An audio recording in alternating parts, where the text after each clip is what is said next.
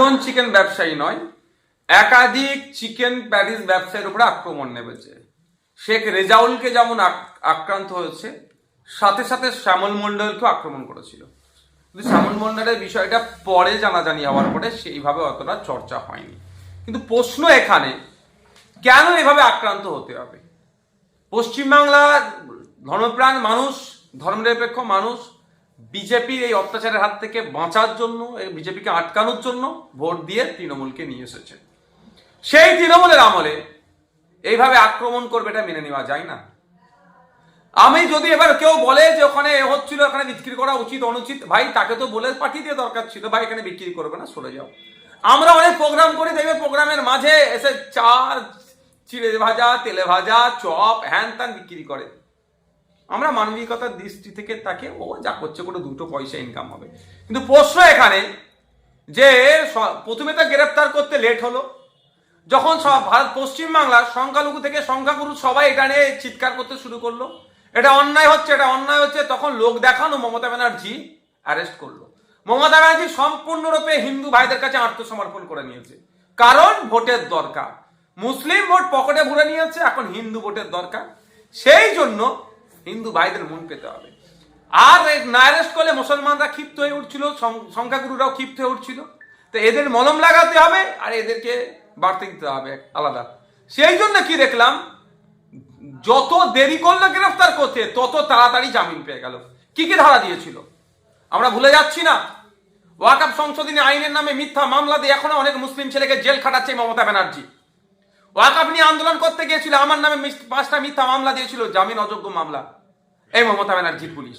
আর আজকে মমতা ব্যানার্জির পুলিশ কি করছে? মানুষজন দেখুক যে আরএসএস এর কথায় কিভাবে পশ্চিমবাংলা সরকারটা চলছে। মানুষকে ডিসাইড করতে হবে কোনটা তারা চুজ করবে। বিজেপি তৃণমূলকে হারাবে, আরএসএস কে পরাস্ত করবে, না আমাদের মতো যারা সেকুলার ফোর্স হয় তাদেরকে পরাস্ত করবে। মানুষ ঠিক করুক, এই দুদিন দেখতে লাগতো না আমাদের। তাই মানুষকে বলবো, এই মমতা ব্যানার্জি সম্পূর্ণরূপে এখন মুসলমানদের ভোটকে বিজেপির ভয় দেখিয়ে পকেটে ভরে নিয়েছে। এখন হিন্দু ভাইদের ভোট লাগবে, হিন্দু ভাইদের মন পেতে হবে। সেই জন্য সমস্ত ক্ষেত্রে দেখুন দীঘা থেকে দার্জিলিং মন্দির তৈরি করতে ব্যস্ত। আর এইগুলো যেগুলো মানুষের চিৎকার চাচামিচিতে অ্যারেস্ট হচ্ছে, সকালে অ্যারেস্ট করছে, সন্ধ্যায় জামিন পেয়ে যাচ্ছে। আমরা ভুলে যাচ্ছি না দুর্গাপুর কাণ্ডে সে ছেলেটি যারা ছিল তারাও জামিন পেয়ে গেল, একের পর এক জামিন পেয়ে যাচ্ছে। কি করে পাচ্ছে? যেখানে মিথ্যা মামলায় 3 মাস করে 6 মাস ধরে আটকে রেখে দিয়েছে, সেখানে কিভাবে জামিন পেয়ে যাচ্ছে? ভাইজান, এই ব্যবসাদাররা যারা গ্রেপ্তার এবং মারধর করার গ্রেপ্তার হলো, মুখ্যমন্ত্রী তিনি প্রচার করছেন, দেখলেন তো গ্রেপ্তার করে দিলাম, তারপরে কিন্তু জামিন পেলেন, কি বলবেন?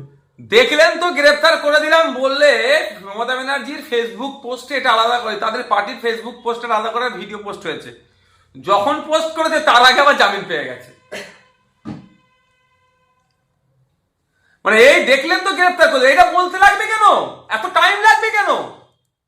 এত মানুষকে লেখালেখি, আমাদের মতো মানুষের লেখালেখি করেছে বলে চাপে পড়ে অ্যারেস্টটা করেছে। কিন্তু কতক্ষণ প্রকাশ্য একটা মানুষকে মব লিঞ্চিং হচ্ছিল, মেরে ফেলতুন মানুষটিকে, ভাগ্যক্রমে বেঁচে গিয়েছে। তার ভিতরে কি কি সেকশন লাগিয়েছে মমতা ব্যানার্জির পুলিশ? পাকামো হচ্ছে।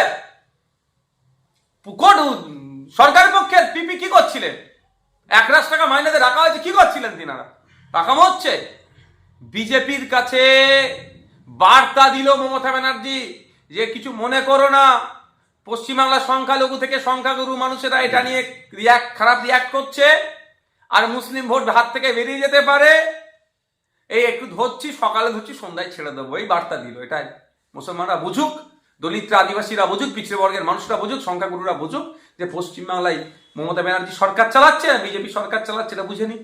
যিনি মেরেছিল তাকে গ্রেপ্তার করে ছেড়ে দিয়েছে, কিন্তু তিনি আবার পাল্টা সেই প্যাটিস ব্যবসায়ীর বিরুদ্ধে কেস করেছে। দেখুন যে কে কার বিরুদ্ধে, এটা তো হচ্ছে। আখলাককে পিটিয়ে মারলো, এখন শুনছি নাকি হার্ট অ্যাটাকে মারা গেছে বলে চালিয়ে দেওয়ার চেষ্টা করছে। এটা তো নতুন কিছু নয়, কিন্তু কথা হচ্ছে ইনভেস্টিগেশন হোক, করুক না, কি আছে। কিন্তু এটা তো অন্যায়ভাবে তাকে গরিব ব্যবসায়ীর প্রায় আক্রমণ নামিয়ে যাতে আগামী দিনে মারবে, আবার কেউ ভয়ে প্রশাসনের না দ্বারস্থ হতে পারে, এই একটা প্রপাগান্ডা চালাচ্ছে। এত কিছু করতে লাগতো না। পুলিশ কি সুমোটো করেছে? পুলিশের উচিত ছিল সুমোটো করে এই বিরুদ্ধে ব্যবস্থা গ্রহণ করা, তা ব্যবস্থা গ্রহণ করেন। গরিব মানুষের ওপরে আক্রমণ করছে। এটা বেশি দিন আর চলবে না। শুভেন্দু অধিকারী আবার ওরা জেল থেকে বার হওয়ার পরে আবার ফুলের মালা দিয়ে আবার তাদেরকে সম্মান দিচ্ছে। শুভেন্দু বাবুদের আর কোনো জায়গা নাই। নিরীহ প্যাটিস ব্যবসায়ীকে আক্রমণ করেছে, তাকে বীরের মতো বরণ করছে। মানে এটা সমাজ থেকে কোন জায়গায় পৌঁছাচ্ছে এদের। শুভেন্দু বাবু বর্তমান যে দলে আছে সেই দলের আপনার হিস্ট্রি দেখুন। সেই দলের হিস্ট্রি দেখলে দেখতে পাওয়া যাবে যে গুজরাটে বিলকিস বানু নামে একটি মেয়েকে গণধর্ষণ যারা করেছিল, তারা যখন জামিন পেয়েছিল তাদেরকে এরাই মালা পরিয়েছিল। যারা খুনের আসামি তাদেরকে এরা মালা বেরিয়েছে। এই ধরনের ঘটনা খুঁজলে পাওয়া যাবে।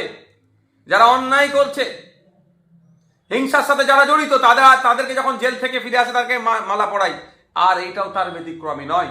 তাই বাংলার মানুষ ভাবুক যে বিজেপি বলছে বাংলায় তৃণমূলকে পরাস্ত করার জন্য, তৃণমূলের অন্যায়ের অপশাসনের অবসান হওয়ার জন্য বিজেপিকে যারা চুজ করছে তারা দেখুন, তাহলে এদের হাতে সরকার যদি তুলে দেন এরা কি করবে আগামী দিনে।